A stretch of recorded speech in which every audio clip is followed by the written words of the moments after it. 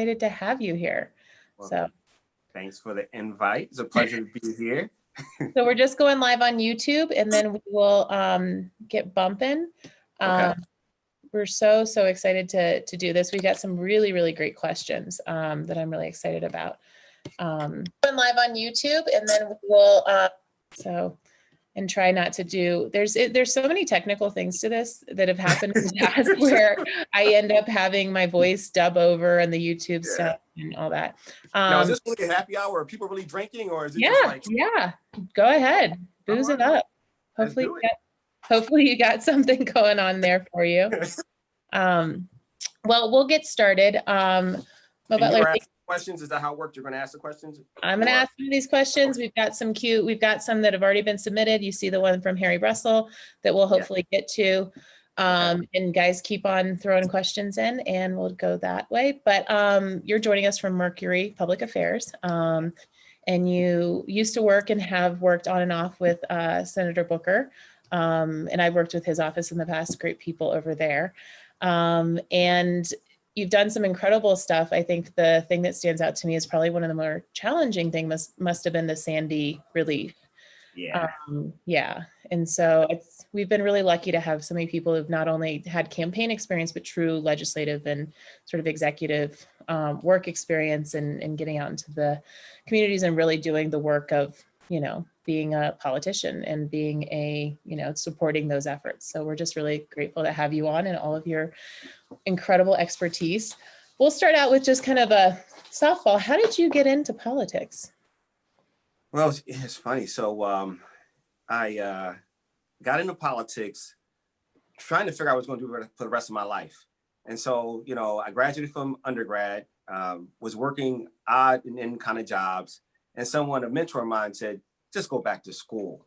So I ended up going back to school to Rutgers at the Eagleton Institute of Politics to get my master's in public policy. And that was around 97, 98. I came out in 98, and that was the year that Cory Booker won his Central Ward Council race. And the director of the school got to know him, called me up one day and said, hey, I just met this amazing, exciting young new council person in Newark. I think you guys will get along famously. And we met up, and the rest is history. I relocated to Newark in 99 and started working with him and volunteering. And then, he won his mayoral race in 06, and I went in as his chief of staff in 08, and I've been with him since. So we've been at it for a long time. We were talking about the other day. It's been 22 years that we've known each other and worked together. My goodness. Well, also I'd imagine that going from studying politics to where you are 22 years in, you've learned a thing or two about how this crazy game is played, right? Yeah, I can honestly say that what I learned in those books did not prepare me for what I've done the last 22 years. I always think it's interesting they teach political science when that has nothing to do with politics. Exactly. It's great theory. I was a political science minor. I kind of regret that money. Anyway, so we've got a lot going on this week. We'll dive in on that. Justice Ginsburg obviously passed away, and it hopped into politics very quickly. Yeah. People are counting votes in the Senate to see if they can get her successor through in the new Congress before the new Congress takes its seats, and perhaps even before November 3rd. Yeah. And then we got the Breonna Taylor grand jury indictments today. Yeah. These are two very, I would imagine, pretty big. Obviously, SCOTUS is huge, but for this massive movement that's come out of George Floyd's, the video and obviously his death, there's huge events that have happened sort of back to back, and all these sort of curveballs in this election. Yeah. Can you game out for us maybe we'll start with SCOTUS and then move on to the Breonna Taylor indictment. How does this play out in electoral politics? Yeah, it's funny. It's like, I feel like there's so many big things coming at us at once. It's hard to contextualize it all. With the SCOTUS, untimely passing of Justice Ginsburg, I'd say to people, we were already in a sort of volatile sort of political environment, right? Buckle up now. Because at the same time that you still have that volatile political environment, you're now going to have a nomination process that'll be highly, highly partisan. with the backdrop being a very competitive, going to be a very nasty presidential election. And, I suspect that, if you're President Trump, your message will continue to be sort of law and order. You will continue to work to solidify your base. And I think that, who he selects will say a lot about the direction he sort of wants to head in. And if you're Joe Biden, I think you're saying, you're saying to your base, listen, now you understand what I've been saying. The stakes are critically high. We need you to get engaged and be involved and vote for us more so now than ever. And I think that he's going to say, like, everybody's focused on sort of the, white suburban woman vote. And I think he's going to have probably a clear message to that demographic around reproductive rights and what this potentially could mean for that. And so, that will be the backdrop, and so, not only are we going to have a really, really nasty contested presidential general election, now we're going to have this nomination fight, which is going to be sort of the backdrop. And then you layer on top of that sort of the Breonna, the indictment that came down today. And that's sort of the backdrop. And that's sort of like, it's interesting because, you look at what, and I know, some of my firm, I know some of the folks that are driving the Trump campaign and the sort of messaging that they've been putting out there. And, I know from their perspective, they're just going to continue to drive that law and order, message, and sort of react to what the Black Lives Matter movement is doing and the sort of progressive movement and how they're responding to it. And I know from the Democratic perspective, they're going to continue to try to sort of thread a needle. We are about equity, inclusion, and justice, while at the same time we're about law and order, and try to thread that needle where the president is going to, just not be nuanced about it, in my opinion. We'll continue to sort of just drive a law and order, like, don't let them into our neighborhood kind of message, which we've seen. And I don't think there's going to be much deviation from that. Yeah. Who do you think, and well, if we can pull up the market on the SCOTUS nominee, who do you think President Trump will pick as his next SCOTUS nominee? Okay, this is fun one. So I think the money, when you see it right there, I think that, smart money, folks are saying that it's going to be Amy Barrett. But everything we've seen, everything we've read is that there's sort of a division within the Trump world, right? The political people are saying, we want Barbara, I don't want to say her last name wrong, Lagoa. And, sort of the movement conservatives are saying, we want the sure thing. We want Amy. I am going to bet on the political people, and I'm going to go with Barbara Lagoa, and I'm going to go for four reasons. Florida, critically important, right? And it's being a hotly and highly contested. Cuban, conservative woman. I think I'm biased, obviously, because I come from the political side. But I think those are four compelling reasons why Trump could potentially pick her. So I think she's a dark horse. I think she could possibly end up as being the nominee. Well, and to that point, do you think she actually helps him win Florida? I don't think she hurts. Yeah. I don't think she hurts. I mean, it's highly competitive. I think it motivates a key constituency there. That's already motivated. I just think it adds more motivation. And, I'm hearing the argument that it could be helpful to him in other parts of the state with other parts of the country with high, Latina populations, like Nevada, like Arizona. Again, these are really highly contested states.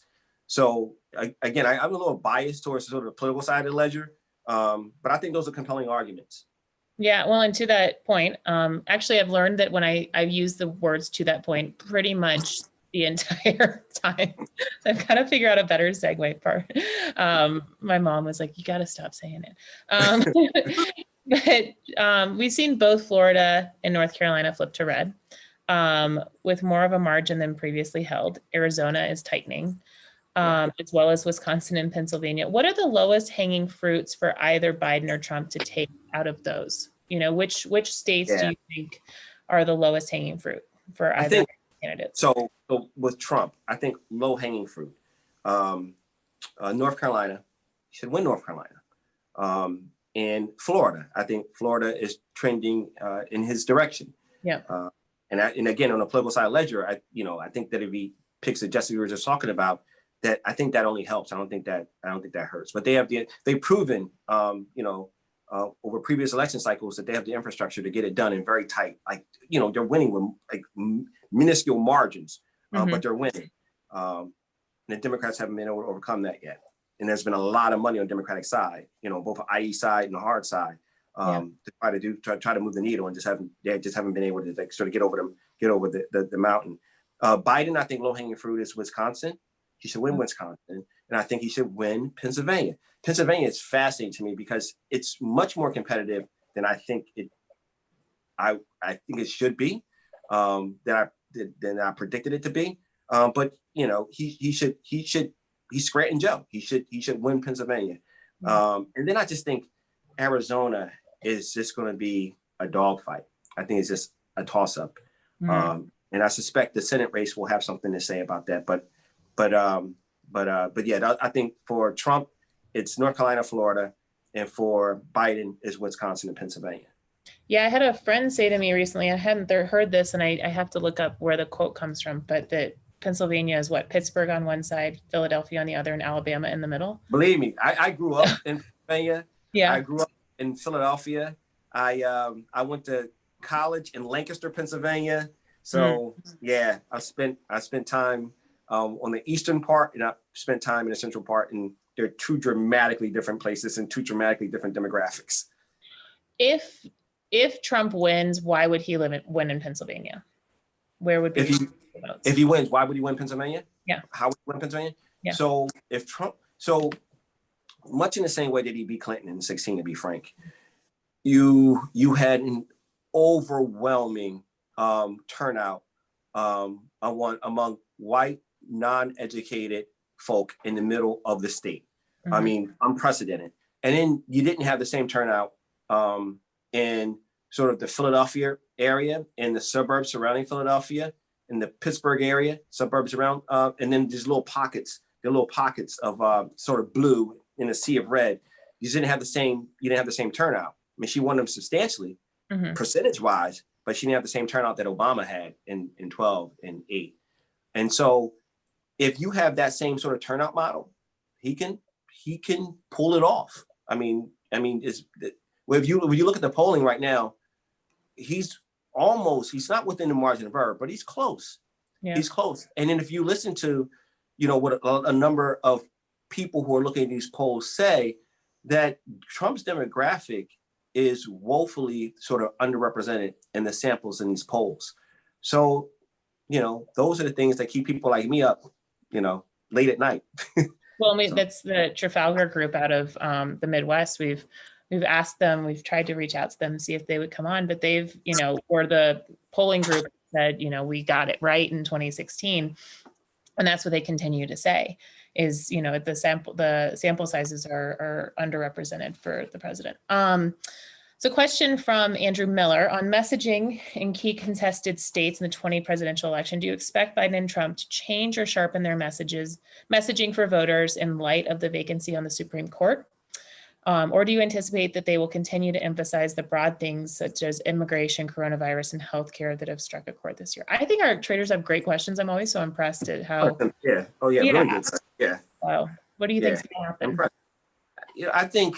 Listen, I think that they double down on their, because those messages have been, tested and focus grouped, and there's a lot of stuff that went into that. So I think the sort of the broader message that they've been conveying, I think that they'll continue to push those messages.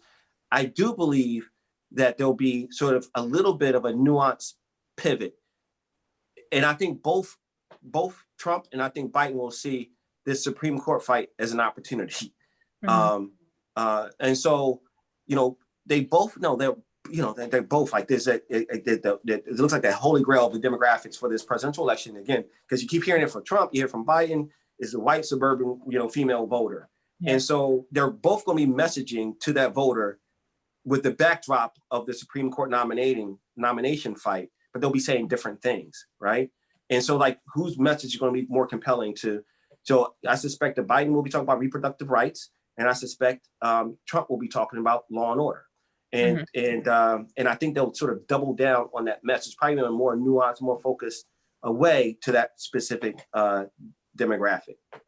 Well, and so we've got a question following up a little bit on that from Skip Goldberg, who's submitted it. Is the law and order thing going to go beyond Trump's base? How effective do you think it will be? I mean, it hasn't been, when he first started, I have to be honest, I was a little nervous about it because you just don't know how it will take and if it will resonate and if that is where people are. And then you see the images, coming out of Portland and some other places. And you're like, oh my gosh, maybe this does resonate, maybe.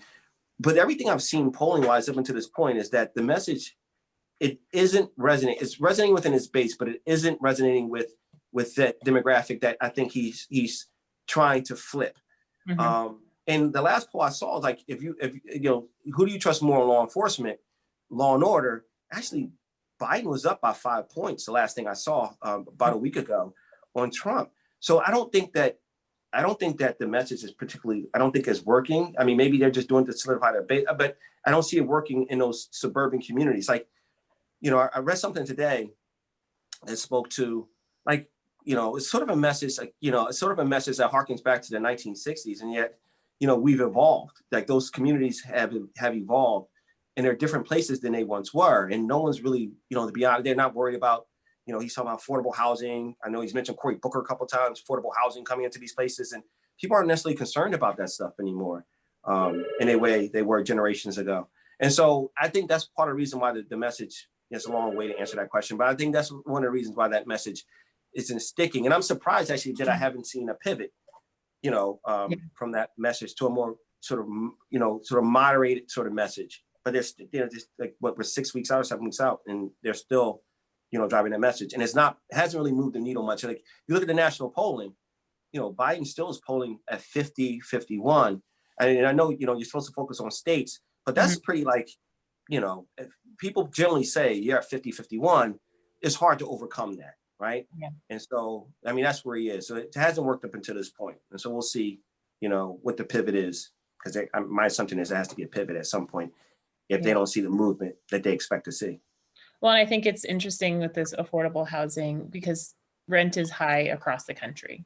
So it's almost trying to siphon off a group of people when we're all struggling with, what is the guy who ran the rent is too damn high a couple of years back. He was onto something. I mean, one issue platform. I'm with you. Rent is always too damn high. Another one from Skip Goldberg that we have on here, and I think this is an interesting question. What are Democratic state representatives doing to ensure the electoral state representatives can flip key districts like the 15th in Florida to make sure Republicans can't steal electoral college votes when the electors decide in December to cast their vote for president? So that's deep in the weeds. That's a good question. And I have to admit, was that Skip? Skip asked that question? Yeah. I actually had to do a little research, Skip, on this one. I had to make a couple phone calls. So you may or may not know the chairperson of the Democratic Governors Association, actually the governor of New Jersey. And so I made a call in there and figure out what they're, and so, what they said to me is that, DJ has raised through his chairmanship a record amount of money, and they're focused in on 4 states, and I didn't think one was Missouri, I think Montana, and there was 2 other states. I didn't write it down as I was driving as I was talking to him. But he's saying that if you look at sort of disastrous results in 2010, and the repercussions of that, obviously, the redistricting. And you look at the progress that's been made. He said, especially post 2017. I think now the numbers I saw was that let me see. I wrote it down somewhere. The Democrats, Republicans control 21, total control, 21 states. That's, the governor's mansion and the legislature. Democrats have increased, they were paltry. I think they were like 10 or 11. They're up to 15 now. And they've also increased the number of legislatures that they're in control of now. There's still a deficit to Republicans, but there's been more energy, more resources, more organizations. One being Eric Holder's group that he founded, post the Obama administration. Obviously, Emily's List, obviously the GGA. There's the Democratic Legislative Campaign Committee that's been pumping a lot of money and resources in. Then you've had individual donors like Soros and Sussman throwing money into it. So you're seeing a much more competitive landscape now, and people are focused on the state houses in a way they weren't focused on it, I guess, 10 years ago in a granular way. And you're starting to see some results from it. And so long way to answer, there's more focus, there's more resources, there's more structures, and you're starting to see movement, and you're starting to see, Democrats actually take over some of these legislatures and governor's mansions. So, and that's we talked to we had Antoine Seawright on a couple weeks ago, and he talks, and I've covered, he's a smart guy. We really enjoy having him on. And he talked about, obviously, voting in more down ballot races, and I've covered local politics, ultra local politics, like Belgrade, Montana politics. And there's where so many people's lives are really impacted. Do you think that sort of Democrats in a way abdicated or didn't do a good enough job of getting into state houses and into governor's mansions? I mean, issues like abortion popped up, huge in the last election. We lost sight of the ball. Like we weren't focused on it in the way that we should have been focused on it. And it was a wake-up call. It was a wake-up call to us, 09, 10, sort of localized, energy with the Tea Party movement at the local level. And, they were getting folks elected to school boards, and they were getting folks elected to city councils, and they were getting folks elected, county commissioners and the like. And, we weren't organizing and focusing all the way down the line. Down the line at that level. I mean, it's just really brilliant. It was really smart. And so, we've been playing catch up for the last 10 years, to be frank.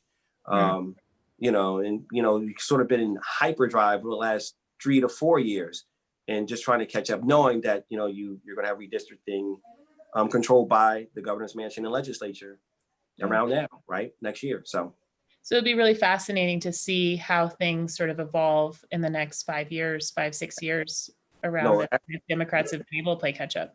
Yeah, no, we'll see. I mean, these things, they tend to be cyclical, right? I remember when I first moved to Jersey in '99. You had a Republican governor, and you had a Republican controlled legislature, and today it's totally controlled by Democrats, right? So on both sides, and so in the Assembly and in the Senate and the governor's mansion. And the Republican Party in Jersey sort of been decimated. But that's not going to be forever, and so. So next thing up, and we've got Addison Morton's asked this question over in the side, and we've also got this question in from Kevin McNeil. PredictIt users think there's a 12% chance that Biden drops out of the race by November 1st. Are you hearing any talk of this in Democratic circles, and what circumstances would lead him to drop out in these final weeks? I think there's a 0% chance that he drops out. Yeah, I don't see it. He's all in, unless something happens health-wise, which I don't see. Yeah. I think that he's all in. Yeah. Yeah. Let's see. So no talk. No talk. I haven't heard. I haven't heard that talk at all. I've heard other talk. I haven't heard that talk at all. What other talk have you heard? Says the journalist. Okay. So this should be an interesting one to get your take on. New Jersey, this is from Justin Rhodes, where he lives, is voting on whether to legalize adult cannabis use this November. Montana, where I live, is also voting on it. So this topic may sound frivolous, but it has economic, social, political impacts that can be magnified by our current climate. Given the economic potential for tax revenue, how, if at all, will cannabis crop up in the elections? I love a good pun. Yeah, I love that. I love that. It's not a frivolous question. It's interesting because we're what 6 weeks out, and to be honest, you haven't heard that much. There hasn't been that much discussion about it, to be frank. There hasn't been that much tension. There hasn't been that much, and I think part of it, one, is a popular thing. Like the latest poll has 66% of New Jerseyans saying they're going to vote for it and support it. Yeah. You don't really, post Chris Christie, to be frank, the Republican Party in New Jersey has sort of been in disarray, and so you really don't have messaging and sort of a consistent message in opposition to it. And what's interesting actually is like the debate has actually been among Democrats. And so like you'll have more conservative African-American Democrats that are against it, to be frank, in New Jersey, which is an interesting dynamic. And you'll have the sort of, progressive younger folk being for it. And so it's like, it's been a really interesting sort of dynamic and how the issue sort of cuts. But that's within the caucus. I mean, I think overwhelmingly, the reason why they made it a ballot question is because overwhelmingly, I think New Jerseyans are going to come out and they're going to support it. Well, I think when there's that much tax revenue up for grabs, when we're heading toward whatever we're heading toward, it's hard to walk away from it. Absolutely. So we've got a couple good questions on the side before we have actually one from Madison Morton. Did you ever get to meet Mindy Kaling? No, I didn't. No, I didn't. I love her. So I remember the banter back and forth. No, I didn't. Anyway, sorry to put you on the spot, but I love her, so I had to ask it. Okay. Do you believe, this is a good one, do you believe that the early and absentee votes that have already been cast in states like Florida and North Carolina and are more Democrat will help Joe Biden and possibly help him win those states? I don't think, I don't know. Go ahead. Or will they help Trump? The early votes that have come through already. Yeah. To be honest, I don't know enough about this, where they've come from, or yeah. I'm sorry. I would need. Yeah, I need to know where they've come from. So fun thing you guys can do, because I've mentioned this in the past podcast when I was an intern at CNN, they gave me early voting because it's a really tedious thing to report on. So I wrote about that, and I used to call up the different voting counties and stuff, and they'll tell you how many Democratic ballots have come in or how many Republican ballots will come in. They won't tell you who they voted for, but it's pretty easy in this election to figure that out. And so if you're seeing more early voting come in different ways, and even as you get closer to the election, you guys can go out and just annoy the hell out of them. Don't tell them I sent you, but you can call up the key counties in these places. So you want to know what area, what region of this. I mean, so Florida's a fascinating. We've done some campaigning there when we're running for president, and it's a fascinating state. It's like six different regions in one state, to be frank, with all different voting patterns and behaviors, and it's a fascinating place to sort of campaign in. Yeah. Where do you think, and if I'm not putting you on the spot too much right now, you can tell me if I am, where do you think are the key places in Florida this time around?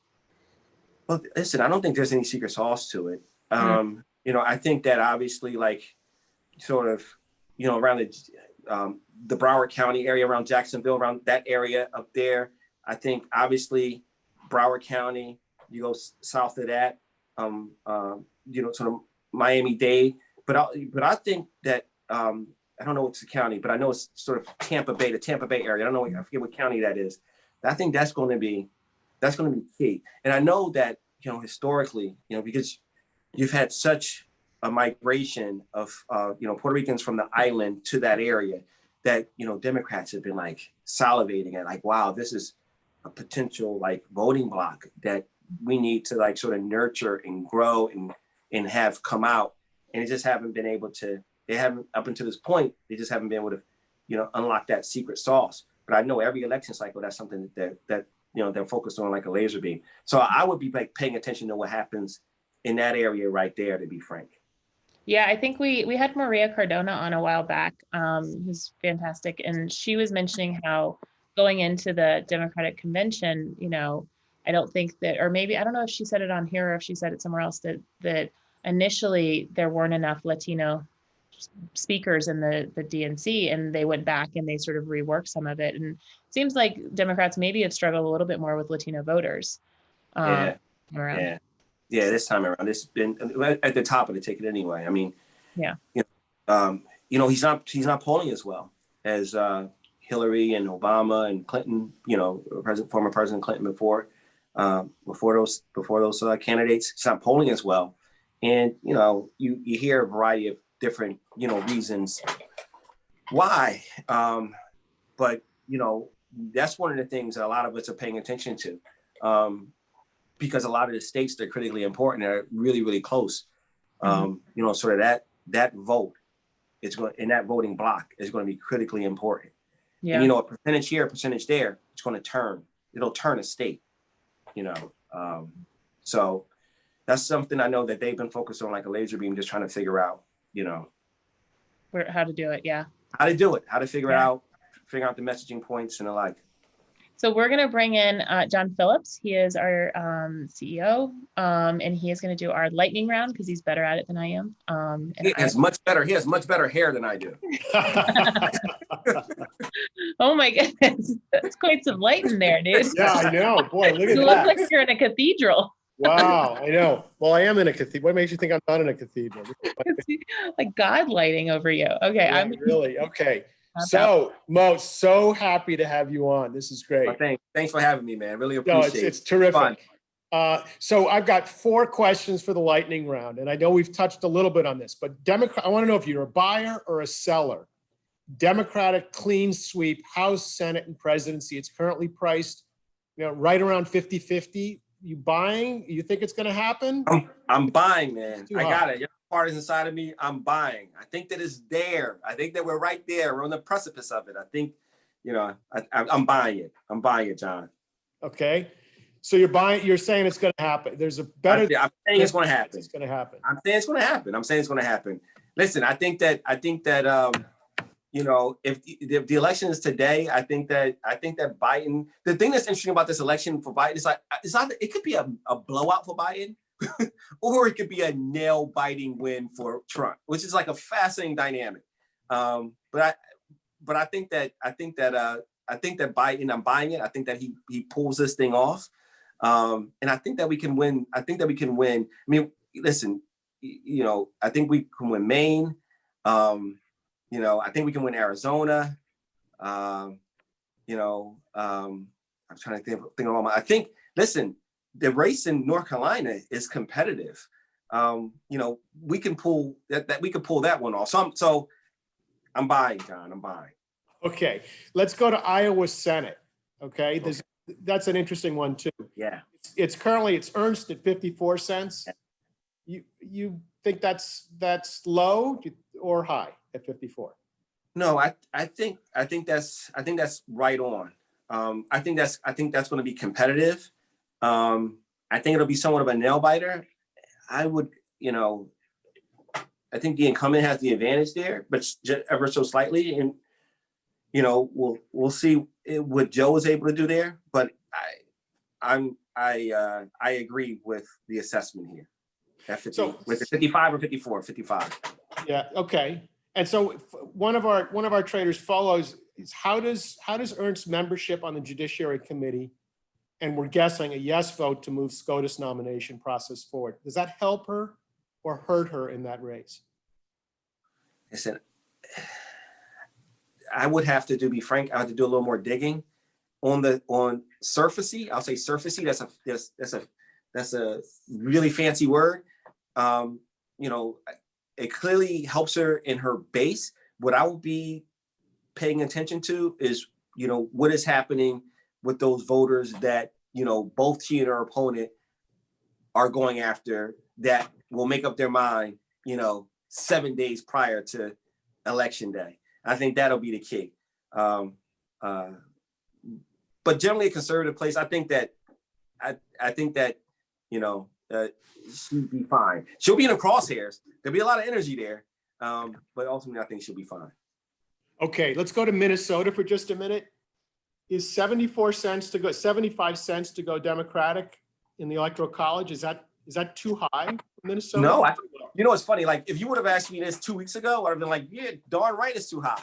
But I think what we've seen over the last, since, you know, over the last 2 weeks is that what people thought would sort of organically happen in Minnesota has happened. Joe is sort of pulling away in Minnesota, and it's becoming it's not becoming a place that people think will be competitive. So I think that's spot on.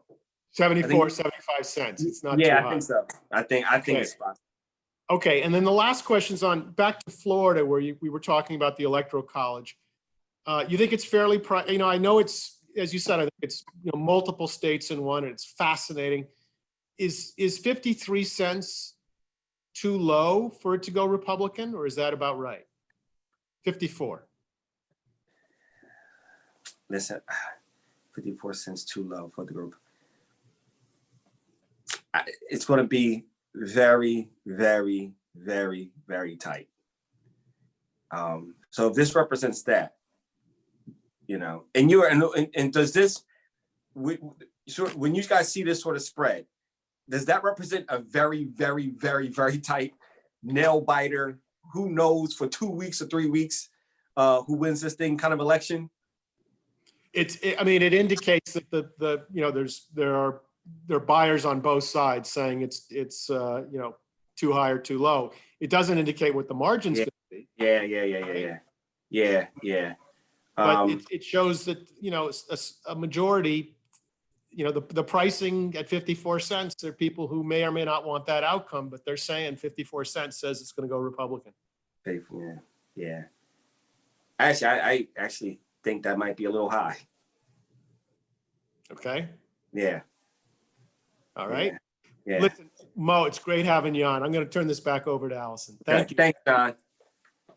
Thank you so much, John. If you have a little bit more time, I just want to check in and make sure we're okay. We have so many great questions on the side, so we'll go through a couple more of those and then I'll let you go.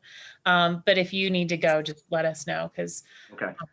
So PredictIt markets seem a little bit more bullish on the GOP prospects this cycle since the debate over the SCOTUS vacancy began. Do you think this is a fair reaction? I don't know yet. And this is why you will start to see data come out over the next couple of weeks. And I've been talking to a ton of people about this and trying to figure out, like, if you game it out, who benefits more. Yeah. And like on both sides of the aisle, I'm hearing differing things. I just don't know. What I do know is that if you message it the right way, again, this is the partisan side of me. If you message it the right way, you frame it the right way, I think it's a winner for the base, for our base, and I think that for the group that we are trying to swing, I think it's a winner there. But again, I need to see more data on it. I mean, it's you know, throwing a Molotov cocktail in the middle of a crowd. I mean, it's like, that's how explosive this thing is going to be. It's just 2020. Just keep throwing bombs. It's like, oh my God. I'm like, can anything else happen in 2020? No, don't say it. Don't say it. You're waiting. I think it's interesting because you have Biden, who is like the ultimate triangulator, right? Within, he's got the left, he's got, the people in the middle that he's trying to siphon off. And Trump has his base that is a very specific message, but he's also trying to lean this way. So they both have similar challenges and different ways of approaching those challenges. Absolutely. Yeah. And like, you make one move here, you alienate your base, right? Like your base. And so like, and they both are dealing with that same dynamic of, trying to moderate somewhat while holding onto your base and not having effect.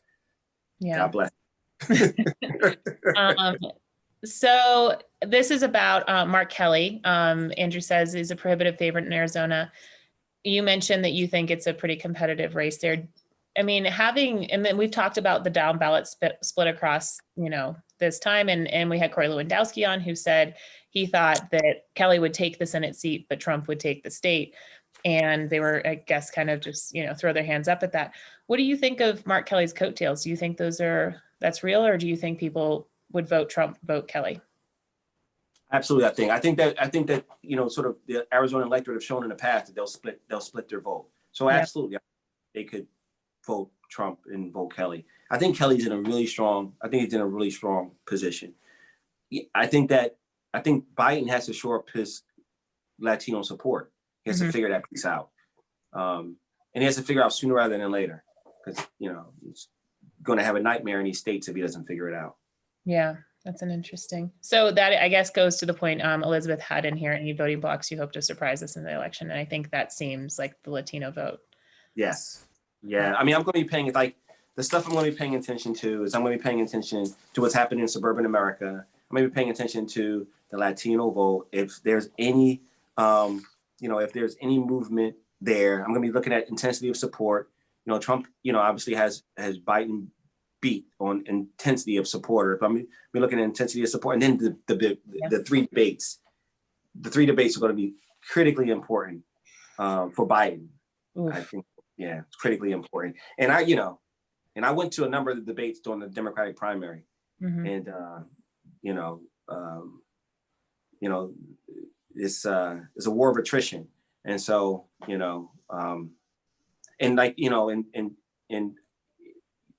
the president is very aggressive. So it's fascinating to see how, the vice president sort of reacts and responds to the aggression of the president. So we'll see. I'm fascinated to see how it turns out. Well, I think you've got two people who I feel like they've defined their messages pretty interestingly, and, who have totally different styles. And it's really going to be, you ever watch, like whenever I watch basketball and you watch like the NBA finals and you're like, this is the highest the game has ever been played. You're absolutely right. Exactly what this feels like. These debates are going to be like for all of us complete political nerds. Yeah, no, absolutely. I think you're absolutely right. Yeah, it's going to be crazy. Okay, final question I want to just touch in. We'll step back. And I'm sorry to the people we haven't answered your questions. Thank you so much for, submitting them. It's really been incredible. How do you measure this race? What are you looking to see how this might play out? How do you judge and digest sort of the morass of information that comes at us? You'd say you talk to people, you do look at polls, obviously PredictIt now, you'll look at. I look at PredictIt, that's right. So I look for a number of different data points, to be honest. So I look at polls, but you try to look at reputable polls. And I know the one poll I pay attention to is the Monmouth University poll from my home state, New Jersey. It's one of the most reputable polls in the country. I talk to the polling director all the time, really smart man. I try to smarten up by talking to him. They're key political operatives throughout the country that I try to touch base with. You had one, and you mentioned one earlier, Antoine Seawright is one. I think he's really smart, and he knows what he's doing, based out of South Carolina. So I try to talk to those folks just to get my finger on the pulse of what's happening. I also talk to my a lot of Republican friends. So I talk to my Republican colleagues to figure out what's going on there, what they're looking at, what they're thinking about. I try to, I pay attention to, again, what I said earlier, the intensity of support. I like to go places and kind of feel it and, go to different places and feel what's happening on the ground. I find it fascinating. You get to know America that way. You get to know what people, rural America is dramatically different than suburban. Rural Iowa is dramatically different than there is actually a rural New Jersey, right? So, talking to those people and figuring out what's on their minds. Yeah. And so you take all that data and you try to make sense of it all and come up with a rational way of viewing the world based on all that stuff. So that's the sort of stuff that I sort of pay attention and listen to.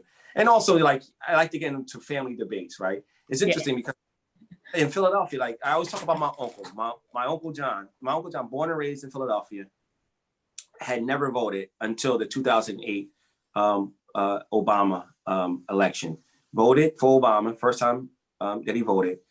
And he voted again for Obama in 12. In 16, when I knew something, there was a problem. When in 16, he told me that he was supporting Trump. I said, Mm. oh, African-American, 50-something-year-old man from Philadelphia.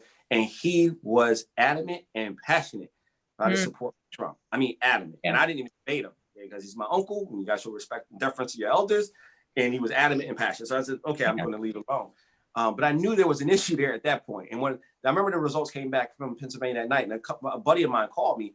And this is when the public result, like you saw the stuff on CNN, and it was saying like Hillary was up pretty significantly in Pennsylvania. But my friend was telling me that Trump was going to win Pennsylvania. And I'm like, dude, what are you talking about? Look at CNN. Yeah. I won Pennsylvania. So I was just with my uncle last weekend in Virginia. And I mean, he's passionately supporting Biden. And so like, what's interesting to me is like Biden has turned off that supporter. Like if you think, I'm not Biden, sorry, Trump has turned off that supporter. When Trump ran in 6, people forget, like he almost ran as like a moderate kind of like Republican, outside the box thinking, not in the beltway kind of guy. And he's going hard right and alienated all these people like my uncle that were supportive to him. So I kind of pay attention to that stuff by talking to people and seeing where people are at. Yeah. I mean, to that point, my cousin posted something I thought really fascinating recently, and she's Christian evangelical, a mom of 2 half Latino boys, one of whom wants to go into the military. And she posted this whole thing about being pro-life, but she was supporting Biden. And the reasons she was supporting Biden were because she was pro-life in a variety of different ways. And I thought that this, like, so many, and she's a school teacher, so many cross-cutting political things. And those are the people I look to. Before we close out, you said that you Antoine is somebody that you follow. Is there anybody else that you think, we should be following, or any of our traders should be looking out for? I think that if you haven't had or talked to, or heard speak, Adisu Demisi, Okay. he's really smart guy. I'm biased again. He was our campaign manager. He's from California. He did Gavin Newsom's campaign, got him elected governor. He cut his teeth in the Obama world in 2008. We brought him on in 2013 to run our Senate campaign. And then we brought him on to run our presidential. And he was the person that that Biden tapped to run the Democratic convention, which I thought he did an amazing job. With the convention in a very difficult environment. And he's also the LeBron James new sort of voting rights organization. LeBron tapped him to run that organization. So he's just like really smart, really thoughtful, a comer, and knows this stuff inside and out. So Adisu Demisi is someone I would recommend that people pay attention to. So you send us his Twitter, and then we'll make sure that we put that out. And Mo Butler, thank you so much. This has been such an incredible pleasure. Yeah, I've learned so much, and that's always the goal. So thank you so much. Take care. I'm gonna go back to my scotch. Go for it. Take care. Okay. Take care. Bye. Yeah, and